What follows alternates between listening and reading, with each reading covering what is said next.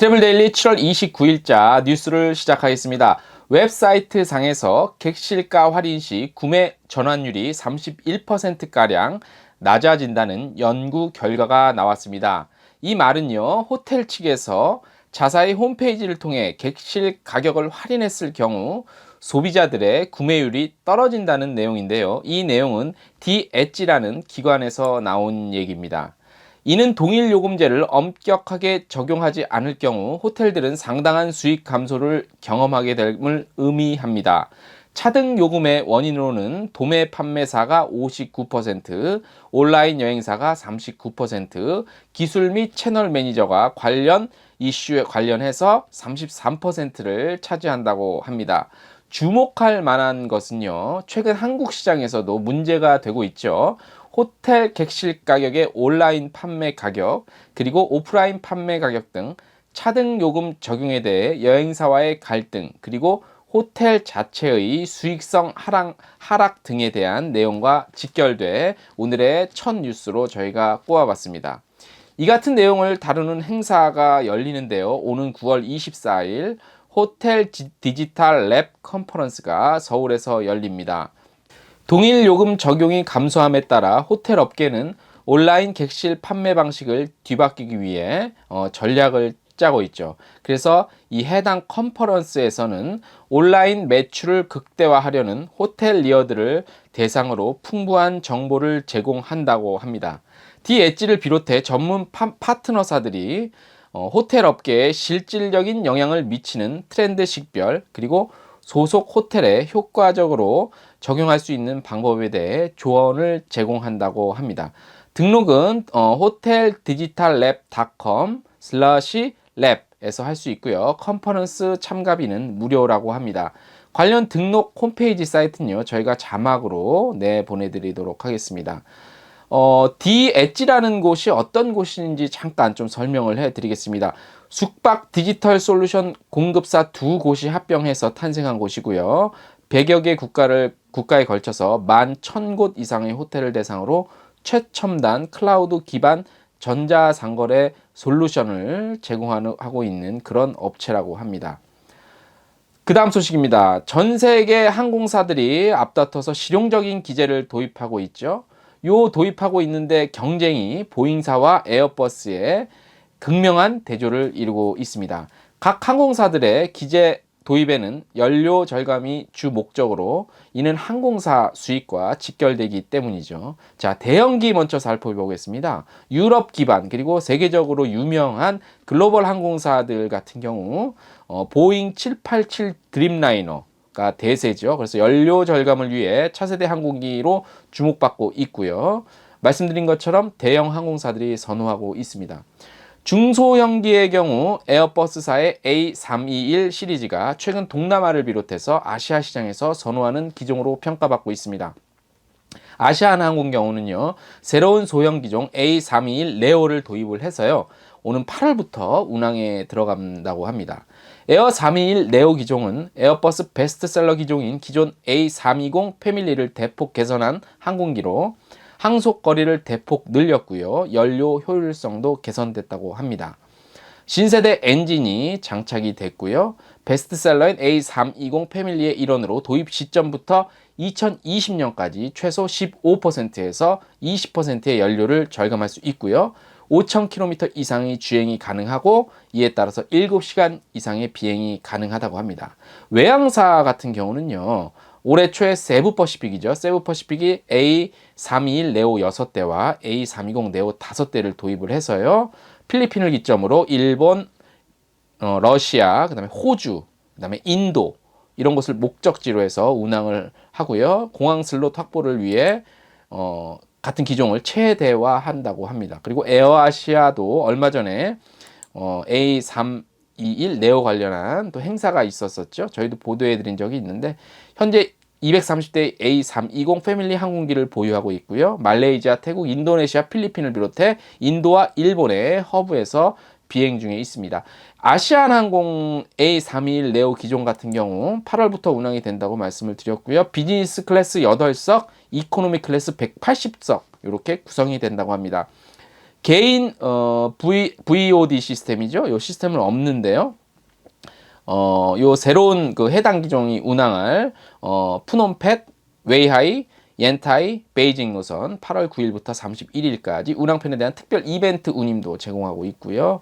아시아나항공 A321 네오 항공기는 지난 2015년에 주문해서 총 25대가 순차적으로 도입되면서 기존의 노후 기종과 교체될 예정이라고 합니다. 저희가 얼마 전에 보도해드린 내용이 있었습니다. 2018년 국민여행조사 관련한 주요 결과를 저희가 한번 간략하게 소개를 해드린 바 있죠. 오늘은 간단하게 해외여행 관련한 지표를 간단하게 좀 말씀을 드려보도록 하겠습니다. 2018년 해외여행 경험률은 22.4%가 나왔고요. 1회 평균 해외여행 일수는 4.6일 정도 됐고요. 1회 평균 해외여행에서 지출한 금액은 119만 원 정도, 이렇게 평균이 나온 걸로 조사가 됐습니다. 해외여행 시기는 평일이 가장 높았습니다. 94% 정도 나왔고요. 그 다음 주말 공휴일 정도 나왔습니다. 의외의 조사 결과죠. 평일에 요즘에는 연차제가 많이 운영이 되고 있기 때문에 이러한 결과가 좀 나온 것으로 보여지고요. 해외여행 방문지를 선택하는 이유로는요, 여행지에 대한 지명도가 절반 이상을 차지했고요. 그 다음 볼거리 제공 같은 경우가 순위로 나왔습니다. 해외여행 획득하는 경로에 대해서는요, 주변인, 지인이죠. 그게 64%로 가장 높게 나타났습니다. 그리고 인터넷 사이트, 모바일, 이런 게 이제 44%. 그 다음 3위가 44.3% 나왔는데, 여행사를 통한 관련한 획득 경로가 나왔다고 하고, 그 다음이 기사, 뉴스 관련 기사와 방송 프로그램 이런 것들이 나왔다고 합니다. 여행지에서 활동은요, 자연 그리고 풍경을 감상, 그리고 다음으로 휴식과 휴양 이런 것들이 나왔고요. 현지에서의 주요 이동 경로는 전세 및 관광버스, 그 다음 순위로 차량 대여 및 렌트가 나왔고요. 이용 숙박 시설은 호텔이 압도적으로 83%가 나온 것으로 평가됐습니다. 전반적으로 만족도를 살펴보면 79.7%가 전반적으로 만족을 한다고 해서 해외여행을 일단 다녀오시면 큰 불만이 없다 치면 대부분 한 80%, 10명에 한 8명 정도는 만족하고 있는 것으로 조사가 됐습니다. 자, 다음 소식 전해드리도록 하겠습니다. 정부는 경기도 파주 지역 DMZ 평화의 길을 8월 10일부터 개방을 합니다.